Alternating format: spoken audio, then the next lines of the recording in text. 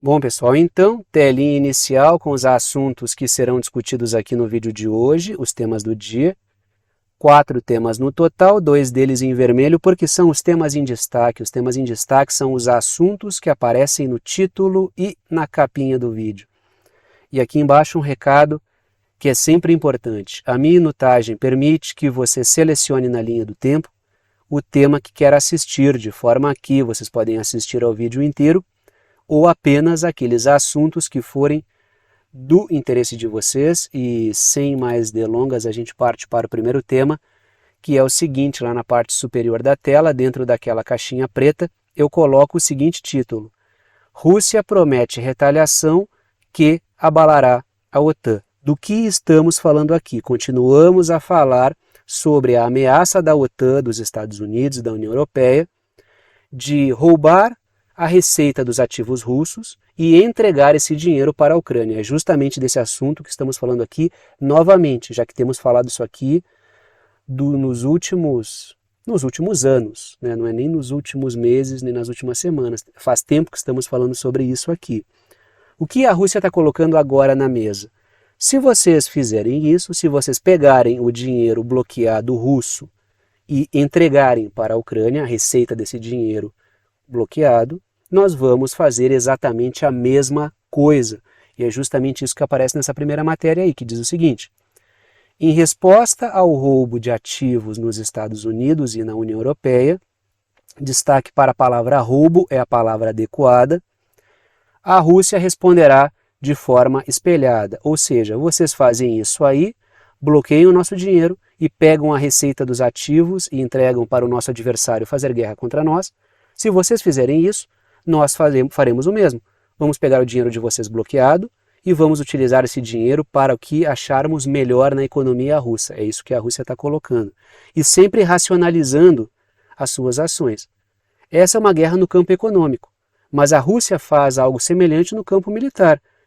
Tanto que ela diz: se a OTAN entregar armas para a Ucrânia para atacar a Rússia em profundidade, a Rússia se dá o direito de fazer o mesmo com adversários da OTAN. Poderemos entregar armas que a OTAN não quer que sejam entregues para esses países, como forma de ação espelhada. Então tem uma guerra no campo militar, tem uma guerra no campo econômico, e a Rússia racionaliza as suas ações perante a opinião pública para que todo mundo saiba o que a Rússia está fazendo, porque também existe uma guerra informacional pela opinião pública, por isso que a Rússia se movimenta desse modo. Trago 2 pontos, começo pelas letras vermelhas. Os rendimentos de empresas hostis à Rússia serão utilizados em prol da economia nacional russa, segundo a Rússia. O que a Rússia está colocando é justamente isso. Se vocês pegarem nosso dinheiro, entregarem para a Ucrânia, fazer guerra contra nós pegaremos os rendimentos das empresas hostis à Rússia e esse dinheiro será utilizado em prol da economia nacional russa. É uma ação espelhada. Segundo ponto, letras azuis. Setores financeiros da Europa têm criticado a medida da OTAN. Que medida é essa de roubar o dinheiro russo? Eu já trouxe várias vezes aqui discussões sobre isso, inclusive com matérias da mídia corporativa do mundo da OTAN, que é favorável ao projeto da OTAN, apresentando setores financeiros que não estão nada satisfeitos com a ideia de que esse dinheiro seja roubado. Por quê? Porque isso mina a credibilidade dos mercados. Todo mundo que investe dinheiro, todo mundo que transaciona vai começar a pensar o seguinte: a partir do momento em que eu pisar na bola ou fizer algo que os Estados Unidos, que a União Europeia, que a OTAN no geral não concorde, quem garante que não farão o mesmo com o meu dinheiro? Aí plantam a desconfiança, que é algo muito grave. Por isso que esses setores encontram-se preocupados com isso. Não só por esse motivo. Vamos continuar essa discussão aí. Letras vermelhas. Está aí o Joe Biden cochichando aí, falando algumas coisinhas no ouvido do Volodymyr Zelensky, o seu bonequinho do momento. Né? Do momento, mas quase passando o momento do Zelensky, claro. Letras vermelhas. Além de proibir uma onda de processos, esse é outro motivo para os grupos financeiros não estarem satisfeitos com esse roubo do dinheiro, que, por um lado, mina... E aí vem a segunda parte. Além de produzir uma onda de processos, isso também derruba a credibilidade dos mercados europeus, ou de quem fizer esse movimento. O que a gente tem visto? Uma pressão dos Estados Unidos para que a Europa faça isso. Como sempre, Além dos Estados Unidos estarem minando as condições de competitividade concreta e material da indústria e da economia europeia, a energia é um caso, além disso, os Estados Unidos também estão minando a credibilidade dos mercados europeus. Por isso que os Estados Unidos o tempo inteiro ficam colocando a seguinte questão: a Europa deve fazer isso, a Europa deve tomar a iniciativa, porque são os mercados europeus que serão devastados, que perderão credibilidade. É a indústria europeia que está perdendo competitividade. Por outro lado, muitas empresas estão migrando para os Estados Unidos. Empresas europeias saem de onde estão e vão para os Estados Unidos. Tanto que o Olaf Scholz e o Macron, o líder político da Alemanha e da França, já disseram que o governo Biden capitaliza sobre a crise para roubar as empresas que estão na Europa. Então tem dois pontos aí. Primeiro, uma onda gigante de processos, porque isso aí é dinheiro roubado. Então muitas ações legais serão movidas. E segundo, que a credibilidade dos mercados europeus estará completamente detonada. E com tudo isso, as moedas também acabam sendo questionadas. Vale a pena eu apostar em moedas arriscadas? Por esse motivo, é justamente por esse motivo que o Fundo Monetário Internacional, o FMI, que ninguém aqui vai dizer que é uma instituição chinesa, russa ou iraniana, o FMI tem dito que quanto mais os Estados Unidos utilizam a sua moeda como arma, tanto mais o dólar perde credibilidade e mais os países fazem um movimento no caminho da desdolarização. O movimento da desdolarização tem muito menos de ideológico e muito mais de, digamos assim, de concreto, de material. O que os países estão observando eles não estão abandonando o dólar lentamente, claro, porque o dólar é uma moeda com muita presença ainda. Não é por um motivo eu não gosto do dólar e dos malditos Yankees. Não é um movimento ideológico, embora para muitos países também possa ser.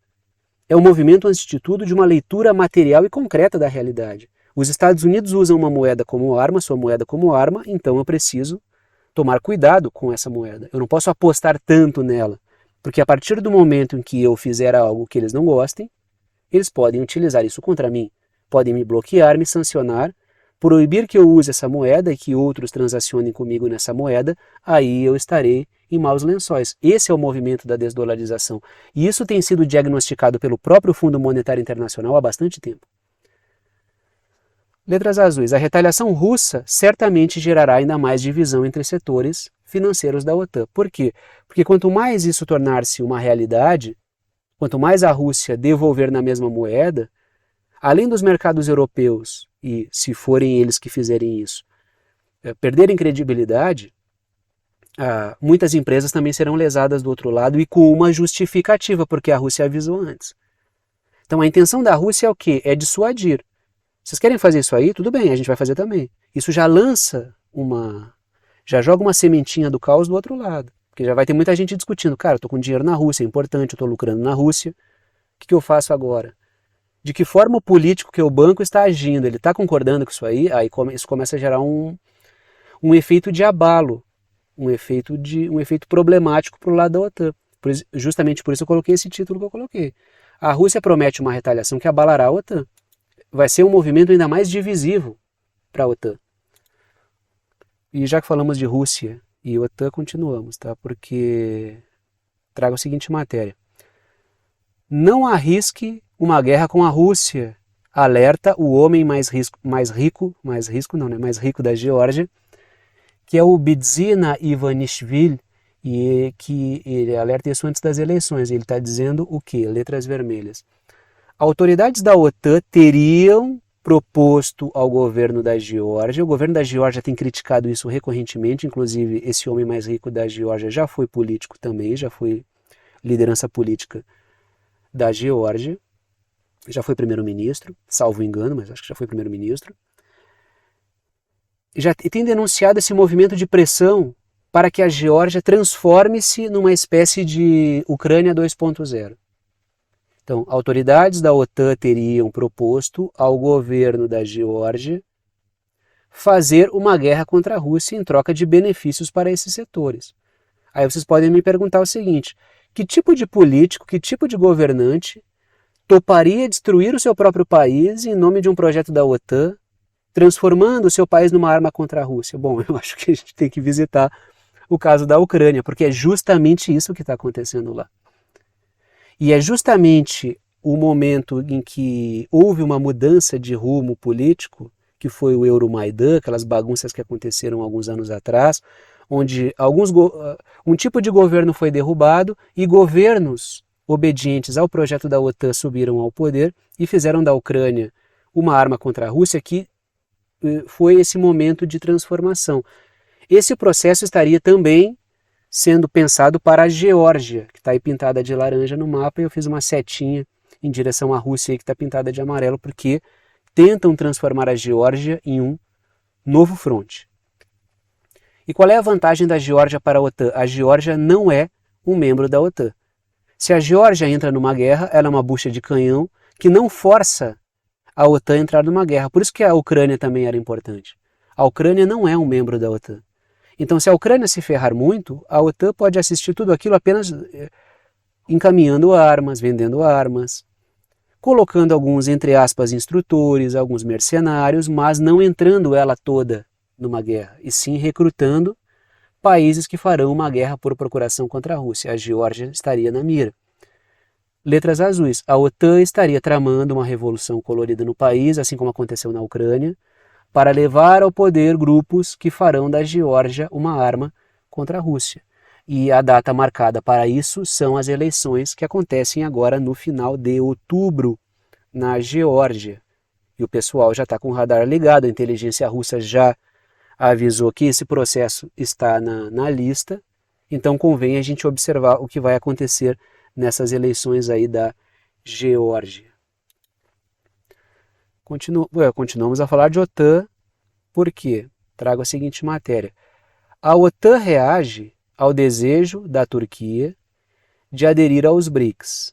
Se estavam esperando que a OTAN iria, não pode, vamos expulsar, eu acho que esse movimento da OTAN, ele revela o quanto a OTAN acha a Turquia importante, porque lembrando, a Turquia é um membro da OTAN que quer também fazer parte dos BRICS. A Turquia quer colocar um pé em cada canoa.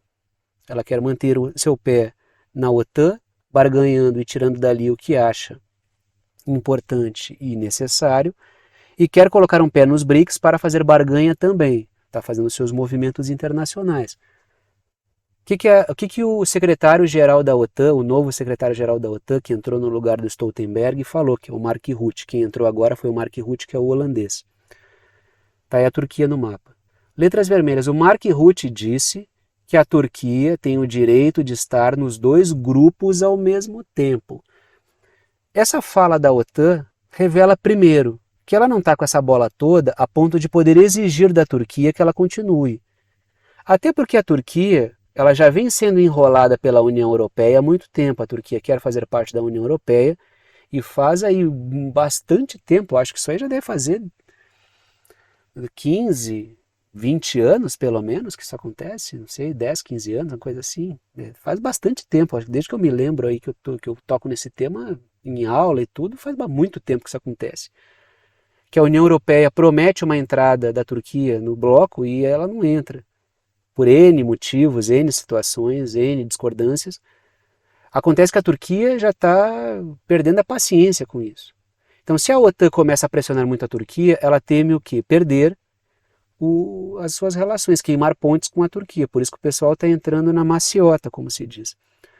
Letras azuis. O Mark Rutte, que é o secretário-geral da OTAN, ele destacou a importância militar e geográfica da Turquia. Realmente tem uma importância muito grande.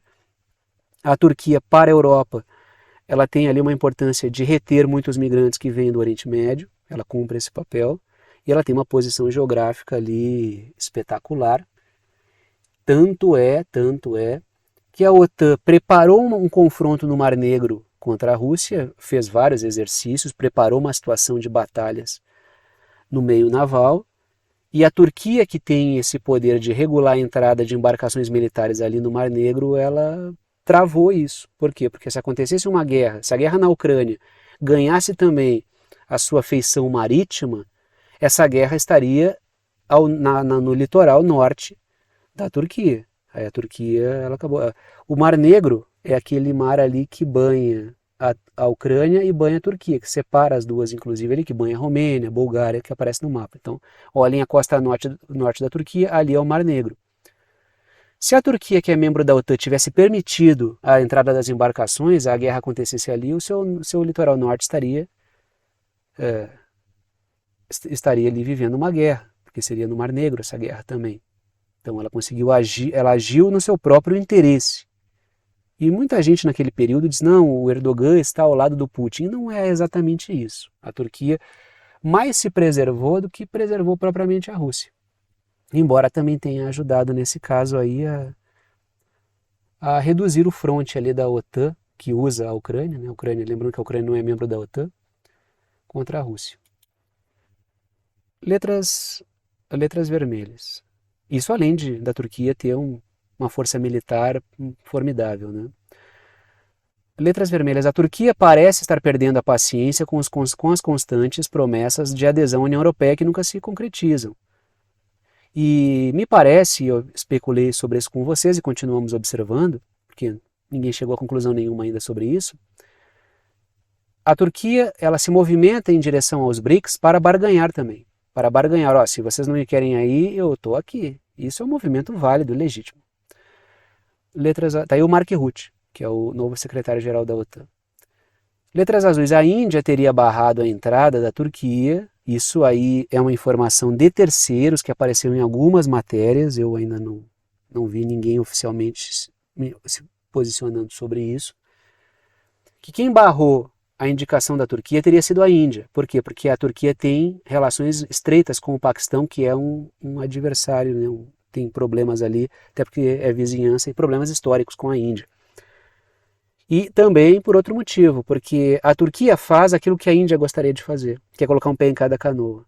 Então a Turquia se sai melhor, porque além de colocar um pé em cada canoa, a Turquia quer aparecer como alguém que consegue intermediar situações difíceis. E a Índia, ela quer se colocar como isso, mas acaba não conseguindo. E continuamos aí, né? Continuamos nessa discussão. Não continuamos não, né?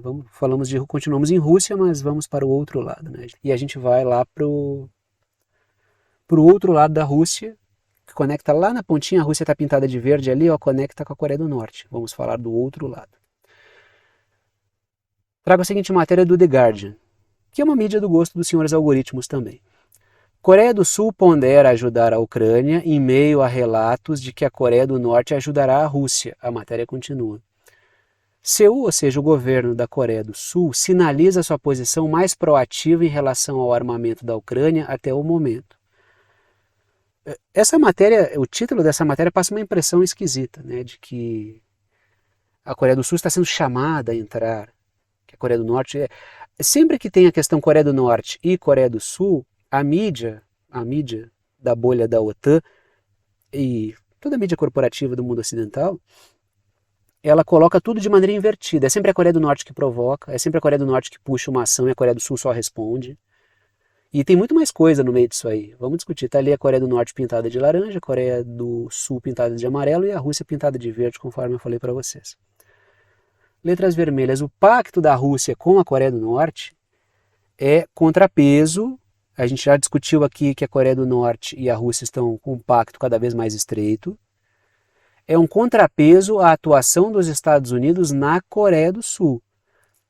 Por que a Rússia também interessa-se tanto pela questão da Coreia do Norte? Porque a Coreia do Norte seria um país importante para os seus interesses de defesa do outro lado. Se por um lado a Rússia enfrenta a Europa, dada a sua extensão territorial, ela também enfrenta do outro lado outras buchas de canhão da OTAN.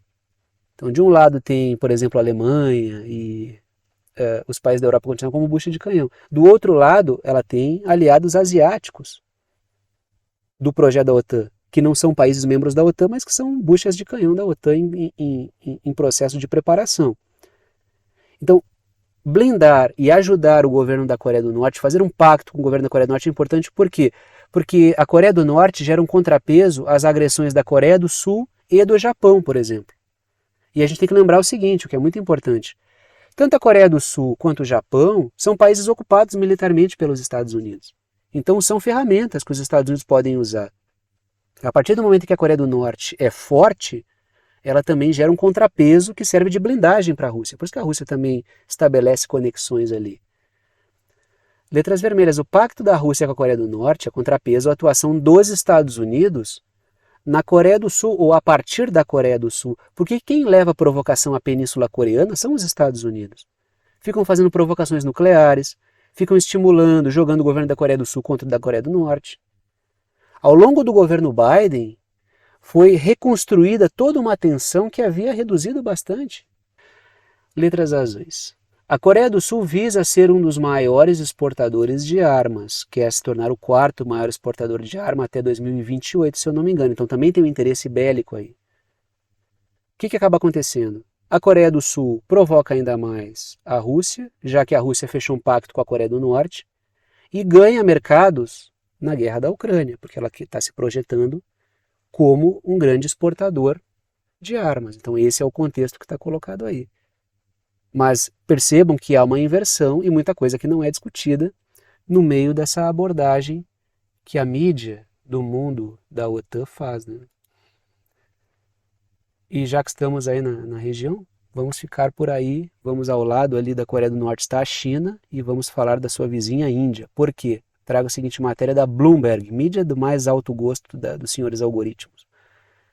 O avanço do Xi Jinping, líder da China, e do Narendra Modi, da Índia, ele é seguido de meses de pressão de empresários da Índia.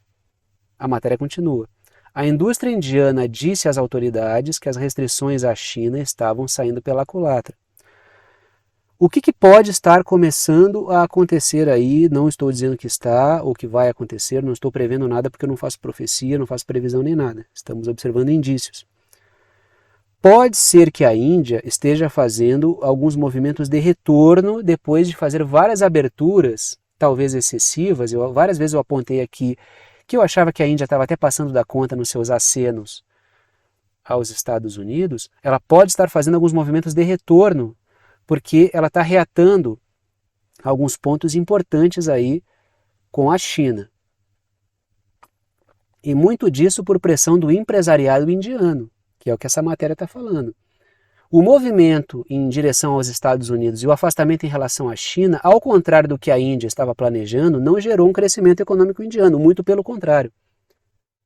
Se a Índia queria crescer e rivalizar com a China, a partir do momento em que ela rompeu mais relações com a China e aproximou-se mais dos Estados Unidos, ela perdeu força econômica, a ponto de empresários pressionarem o governo a retomar as suas relações aí com a China. Então a Índia, me parece, pode estar fazendo um balanço, tirando um saldo negativo do flerte que teve excessivo com os Estados Unidos. Uma coisa é fazer movimentos barganhando aqui e ali, como o Vietnã faz, como a Turquia faz. Agora, em alguns momentos, o que eu falei aqui é que eu tinha a sensação de que a Índia parecia que estava passando da conta. Vocês vão lembrar que eu falei algumas vezes disso. E pode ser, né? Letras azuis. Após confronto... Opa! Tem que falar ali, está aí a Índia no mapa, a China no mapa. Letras vermelhas. Índia e China chegaram a um acordo, e isso aconteceu dias atrás, sobre uma área disputada na fronteira, porque ocorreu ali um confronto em 2020, isso gerou uma situação de indisposição, houve um confronto ali que teve até soldado que morreu, teve um entreveiro ali de fronteira entre soldados indianos e soldados chineses, em áreas disputadas, numa zona ali tumultuada, historicamente problemática. E de lá para cá a coisa não estava boa. O que aconteceu é que essa conversa serviu para aproximar um pouco a situação, reconstruir, ou começar a reconstruir as pontes. Letras azuis. Após o confronto, que teve dedo dos Estados Unidos, eu discuti com vocês, que ali deu posições para que a Índia atacasse os chineses, também gerou um evento que gerou distúrbio ali na fronteira, tudo com o intuito de jogar a Índia contra a China, nessa política de jogar todo mundo contra a China, de gerar indisposição de dividir para dominar. A Índia impôs restrições à China após esse entrever que rolou na fronteira lá em 2020. Aí a situação foi ficando cada vez mais complicada, mas o saldo que se fez é que, muito provavelmente, se houve um retorno, é que essa indisposição com a China, está aí o líder da China, que é o Xi Jinping, à frente, e o Narendra Modi, que é o líder da Índia mais atrás ali, deve ter ocorrido um balanço a ponto do empresariado ter pressionado o governo indiano a retornar. Olha, essa política não está funcionando. A gente não vai conseguir concorrer com a China assim. Esse caminho não é o mais adequado. Letras vermelhas. A Índia tem esperado que investimentos ocidentais saiam da China em direção ao país. Quanto mais os Estados Unidos e a OTAN aumentam a sua hostilidade em relação à China, é natural que o número de sanções aumente. Só que o balanço que a Índia tem feito, muito provavelmente, é que esse aumento das sanções e da hostilidade, e inclusive o aumento da hostilidade da Índia em relação à China nos últimos anos, não está se verificando em algo positivo para a Índia. Se fosse positivo, o empresariado não estaria pressionando no sentido contrário. Letras azuis. Apesar da parceria, os Estados Unidos têm fomentado bagunça nos vizinhos da Índia. A gente teve o caso de Bangladesh, por exemplo. Então significa o quê? Que mesmo que a Índia tenha feito vários acenos aos Estados Unidos, no campo militar, no campo econômico, diplomático, tenha nutrido boas relações, o Narendra Modi tenha ido dar vários abraços no Joe Biden, isso não significa que os Estados Unidos tenham aliviado na hora de gerar bagunça no entorno da Índia. O caso de Bangladesh foi um caso muito emblemático, que tinha boas relações com o governo indiano, também as tinha com o governo chinês, e os Estados Unidos, segundo a própria líder política derrubada, que é a Sheikh Hasina, houve dedo dos Estados Unidos ali. Por quê? Porque Bangladesh não quis estar ali. Deixa eu ver se eu consigo pegar no mapa. Vocês estão vendo que ali na Índia tem uma porção laranja, aí parece um hiato ali cinza, e depois continua a Índia, que vai até lá a parte da China, né? Aquela parte ali que parece que tem uma falha no território indiano, aquilo ali é Bangladesh. E é justamente ali que os Estados Unidos fizeram uma bagunça. E aquela outra área da Índia, que parece um anexo, né, que parece que acaba e depois continua a Índia lá em direção à China, ali também tem problemas que podem ser mobilizados pelos Estados Unidos para fazer uma bagunça separatista. Ou seja, a Índia parece que está colocando as barbas de molho por causa do comportamento dos Estados Unidos. Nós nos abrimos para relações, mas eles continuam selvagens, eles são irracionais, não tem como se relacionar com esses caras. E pode ser um movimento de recuo, sim, pode ser.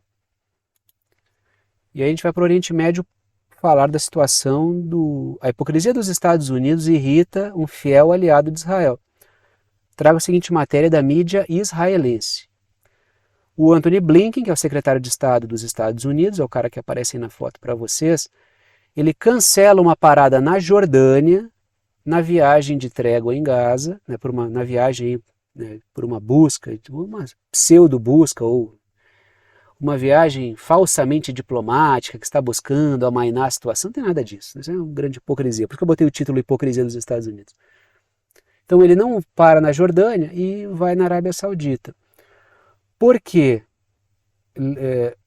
a tese que os Estados Unidos apresentam é uma tese ali de que teve um desencontro de agenda, mas existem fortes indícios de que foi a Jordânia que perdeu bastante a paciência. E olha que a Jordânia tem uma atitude, como eu coloquei, super fiel e aliada em relação aos Estados Unidos e a Israel. Até não sei até que ponto esse governo da Jordânia se sustenta no poder se não tivesse nível de submissão. Por quê? Porque a Jordânia encontra-se naquela área entre Irã e Israel, que é uma zona onde os Estados Unidos colocam militares. Tem militares no Iraque e tem militares na Síria. O Iraque, o governo foi derrubado naquele episódio do Saddam Hussein, e na Síria teve uma tentativa de derrubar o Bashar al-Assad. Só que por causa da ajuda da Rússia e do Irã, e do Hezbollah e de grupos regionais, isso não aconteceu.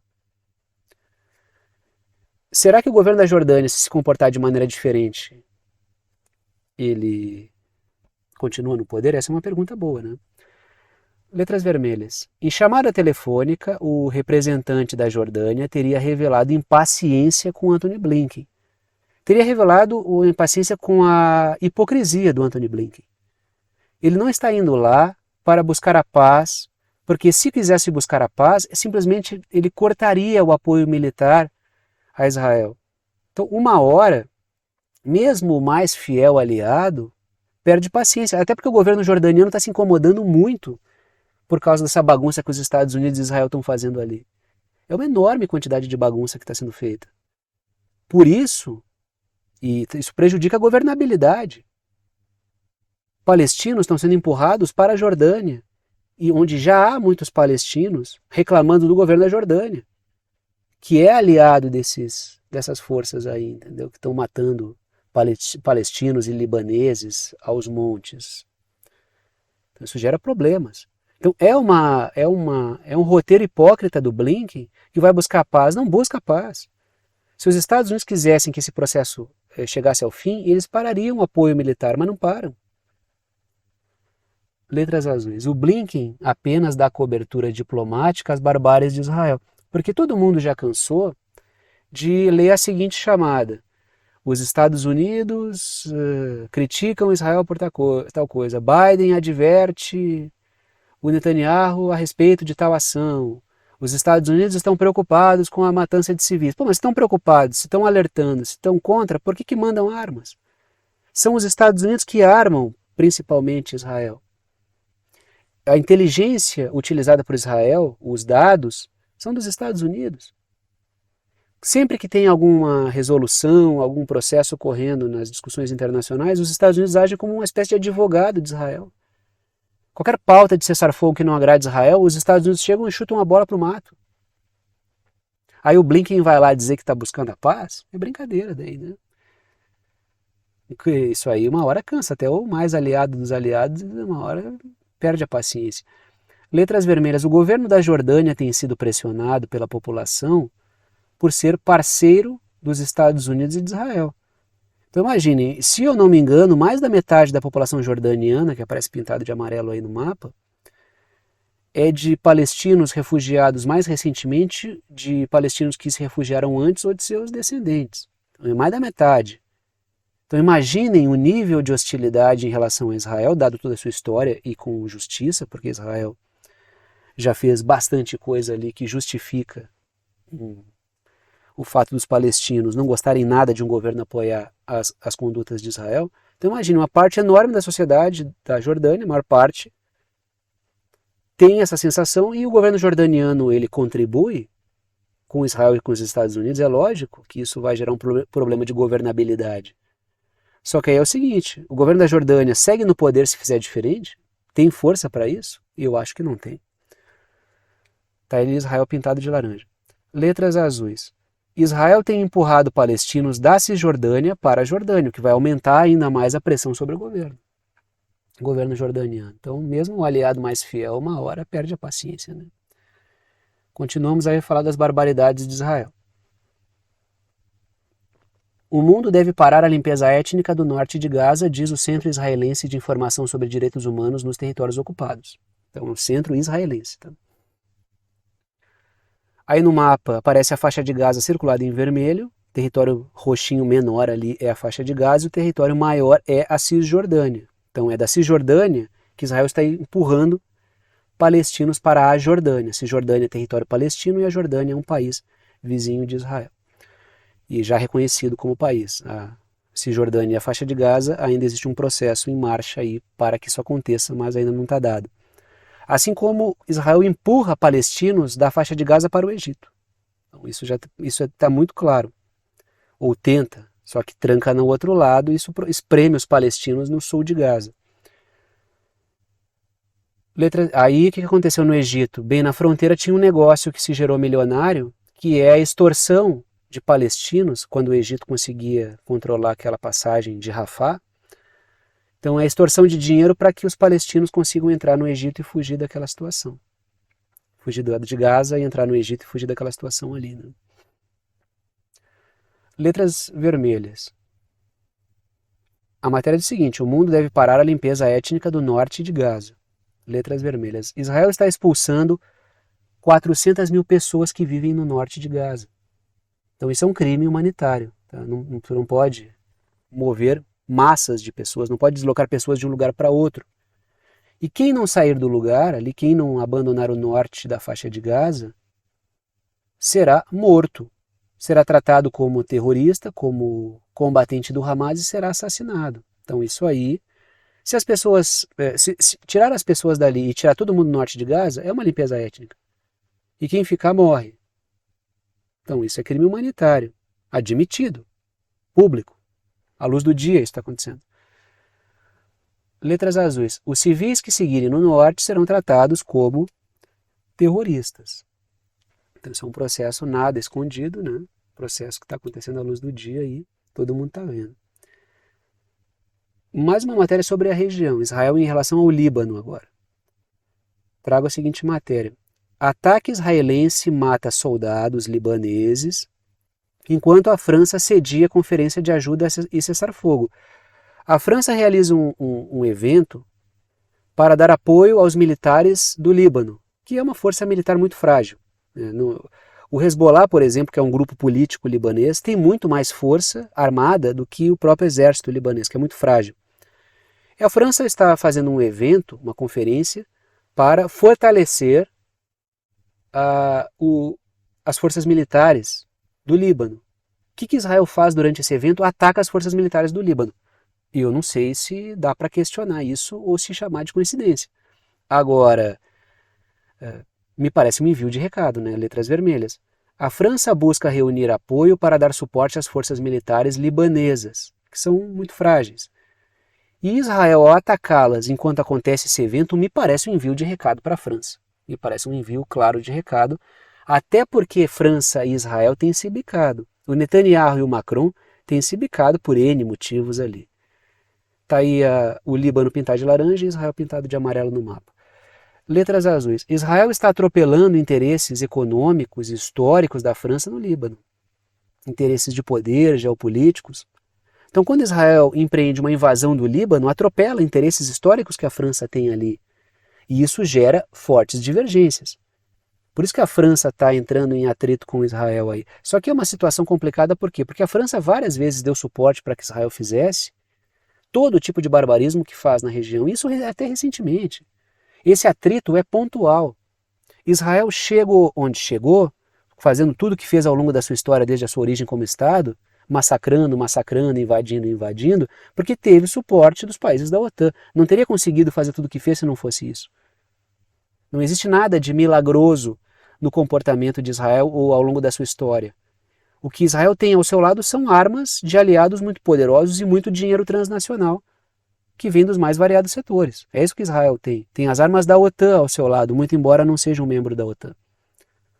Só que agora tem uma situação de contradição, porque o projeto de Israel, aí, o projeto de Netanyahu, pisou em cima do calo do Macron, aí, que no Líbano.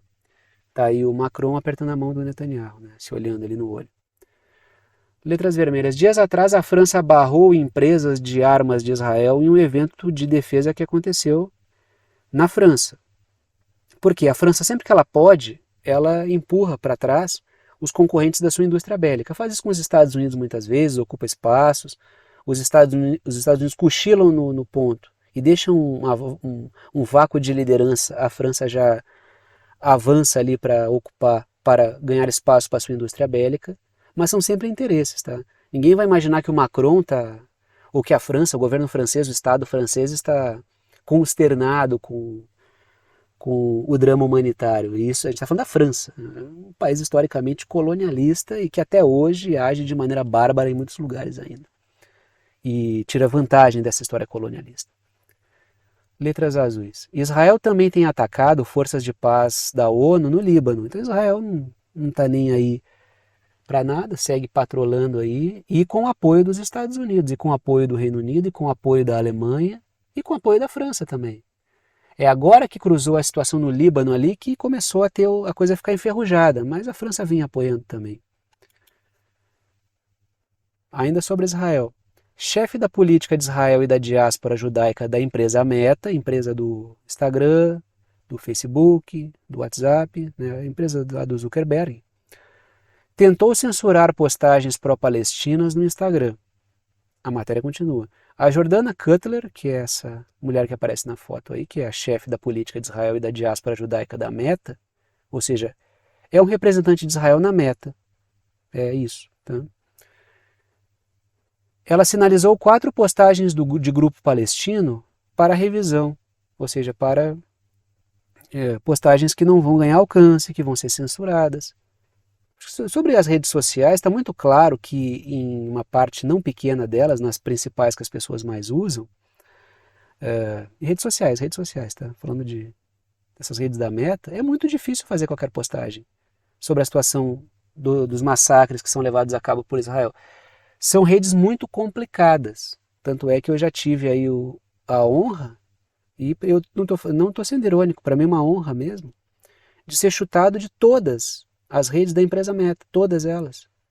Do Facebook, fui chutado para fora, do Instagram eu fui sendo bloqueado, recebendo aviso, né, que eu não podia postar, só podia postar se apagasse postagem que eu já tinha feito.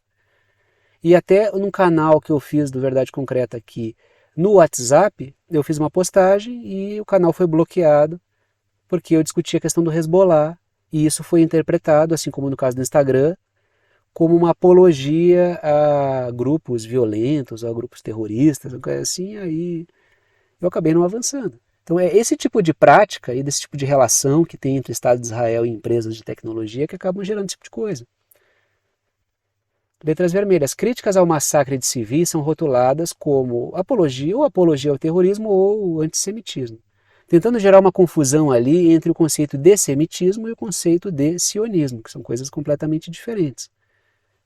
Criticar o projeto expansionista, colonialista, sionista é uma coisa.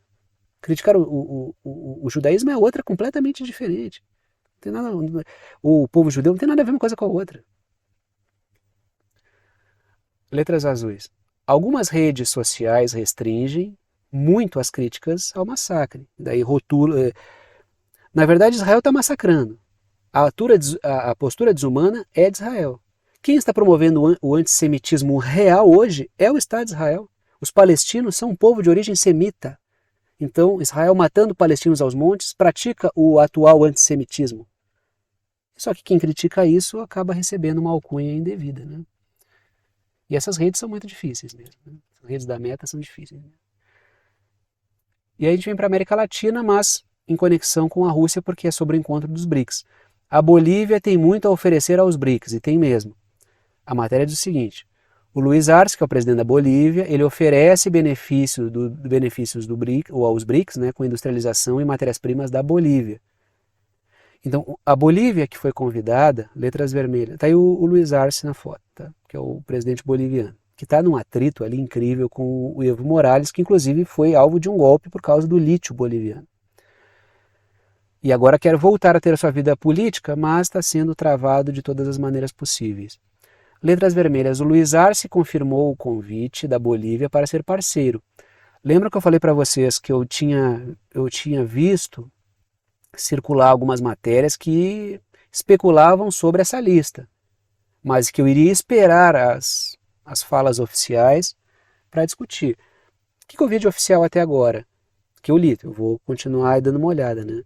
Eu vi que a Bielorrússia está confirmada como um parceiro, eu vi que a Bolívia está confirmada como um parceiro, e eu vou continuar respondendo conforme os países forem se pronunciando. Até porque eu estou dando uma olhada em todos os assuntos, não estou focado só na questão dos BRICS, né?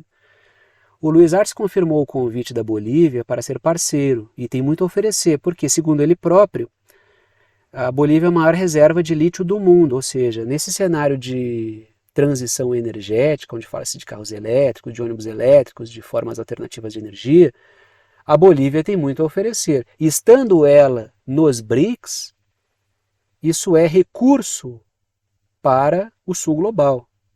Letras azuis. O lítio boliviano dá aos BRICS ainda mais potência energética. Se vocês olharem a quantidade de riquezas minerais que tem dentro dos BRICS e dos seus parceiros, que vão aparecendo cada vez mais, mas nos países que já estão, nos 5 originais, nos que vieram depois e nesses que já foram convidados aí, vocês vão ver uma quantidade enorme de recursos e uma fatia enorme de PIB. Então, os BRICS estão se transformando numa grande potência. E lógico que o Luiz Arce não quer ficar de fora disso aí, né? E a Bolívia tem muito a acrescentar. Letras vermelhas. O Luiz Arce disse que a centralização das decisões globais não deve mais estar no norte global, e com toda certeza não deve mesmo. Então, o rumo das relações globais não devem mais ser tomadas por Estados Unidos, Reino Unido, União Europeia. Não devem, não devem. A OTAN não pode mais ditar o rumo que as relações globais terão. Por isso que a gente fala em transição de um contexto unipolar, de uma hegemonia unipolar da OTAN, para um contexto multipolar, onde outras forças emergem e começam a atritar com essa hegemonia da OTAN, abrindo espaço para que outros países também possam botar na mesa seus interesses. É um contexto extremamente interessante. Turbulento, mas muito interessante. Letras azuis. A Bolívia já foi alvo de golpe por causa do seu lítio, quando o Evo Morales, lá atrás, tentou desenvolver uma indústria de carros elétricos boliviana para vender carros elétricos a preços populares. Bom, aí o Evo Morales ele entrou com os dois pés, né? Porque, como se diz, porque desenvolver a indústria nacional já é um crime para setores transnacionais. Nenhum político é tão atacado quanto aquele que quer desenvolver a indústria nacional, com tecnologia nacional, gerando bons empregos e fazendo uso de um recurso nacional soberano. Então isso é um crime grave. Aí ele se projeta num cenário de carros elétricos, concorrendo lá com empresas transnacionais da gringa, como se diz, do norte global, Elon Musk e aí por diante, já é um segundo tiro. E terceiro que ele desgourmetiza a história do carro elétrico. E isso muito antes, isso aí é coisa de anos atrás, não é agora. Hoje está se discutindo muito, mas quando o Evo Morales começou apareceu inclusive com protótipos lá, essa discussão estava muito embrionária. E ali ele foi derrubado, né? Um golpe policial militar, ele teve que fugir do país, aí ele volta, tenta retomar sua vida, mas voltam a jogar o lixo em cima do Evo de novo para ele não voltar para a vida política dele. Né? E encerramos no continente africano. Grupos que atacam Burkina Faso têm bases em Gana. Aí vamos falar sobre essa questão da segurança no continente africano, que é uma questão muito importante. Por quê? Porque essa questão da segurança, ela derruba governo, ela autoriza governos a subirem ao poder, então é uma questão preocupante. A governabilidade de vários países ali está atrelada à capacidade, assim como no mundo inteiro, né? Mas estou falando do caso específico da África agora. A capacidade dos governos de controlarem os grupos rebeldes e terroristas que atrapalham a vida das pessoas. E também criminalidade de gangues e assim por diante. Então, trago a seguinte matéria, a matéria da Reuters. Em Gana, os jihadistas do Sahel encontram refúgio e mantimentos, dizem fontes. Então, o fato é, letras vermelhas, a matéria aponta que o governo de Gana estaria fazendo corpo mole quanto ao ocorrido, estaria dando guarida para grupos rebeldes poderem atuar na região. E ali a gente está falando, Gana está pintado de laranja e Burkina Faso está pintado de amarelo. E aí isso é uma acusação complicada, por quê? Porque o governo de Burkina Faso já disse que quer até 2025, até o final do ano que vem, ou até o meio do ano que vem, ele quer promover um avanço muito grande contra os grupos rebeldes, letras azuis. O governo teria essa postura para não ser atacado pelo grupo, então isso seria uma simbiose aí complicada do governo de Gana. Vamos esperar mais coisas aparecerem, até porque é matéria da Reuters, né? É mídia do mais alto gosto dos senhores algoritmos. Mas vamos esperar aparecer outras questões aí. Continuamos na África por quê? Vamos falar do líder da Etiópia. Cooperação entre países do sul global tem potencial significativo de crescimento, diz o primeiro-ministro da Etiópia. A repercussão dessa cúpula dos BRICS foi ótima. Foi ótima, claro, para a OTAN foi péssima, porque é uma... Agora, para os países do sul global foi algo fantástico, porque a gente vê vários governantes falando com ânimo sobre o que representam os BRICS. E está aí a Etiópia pintada no mapa, tá de amarelo aí.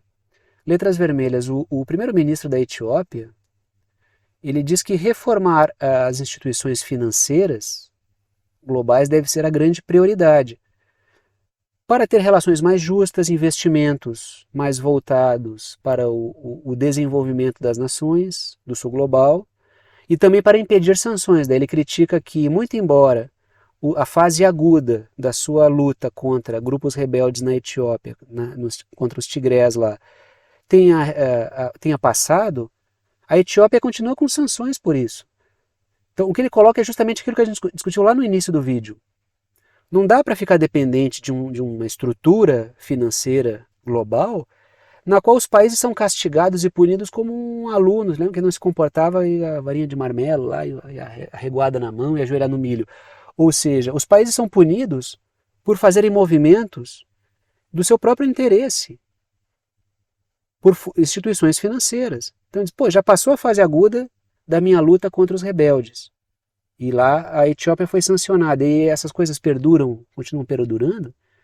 Não dá para deixar, e aí ele vai muito na linha do que falou o Luiz Arce, o norte global determinar essas coisas.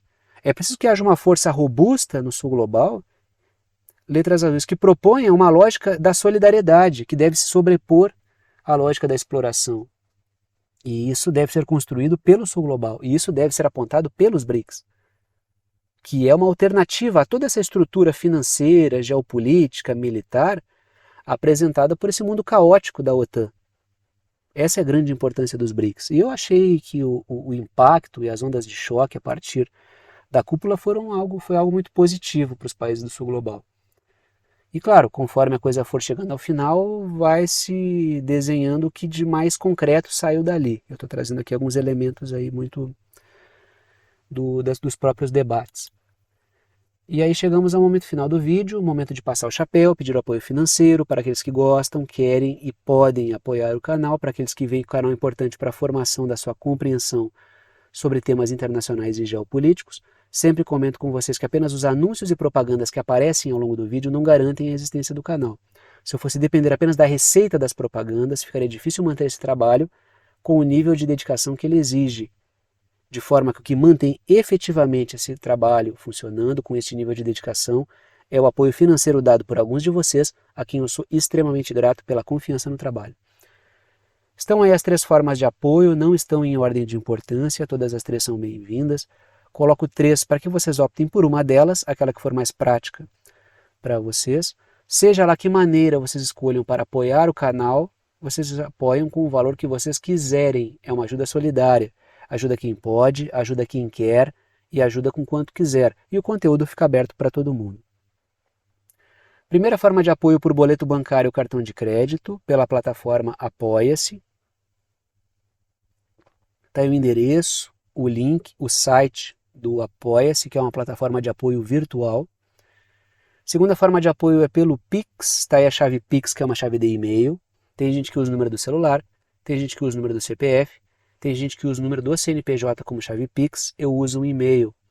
Se vocês escreverem, digitarem lá na chave Pix, escreverem o seguinte: pixverdadeconcreta@gmail.com, pixverdadeconcreta@gmail.com, vai aparecer o meu nome, que é Thiago, e vocês podem fazer a doação com o valor que vocês quiserem. Terceira forma de apoio é pelo botão Seja Membro, o botão fica embaixo do vídeo, ajuda aqui pelo YouTube, tem várias faixas de valor, vocês escolhem aquela que estiver dentro da faixa de valor que vocês quiserem.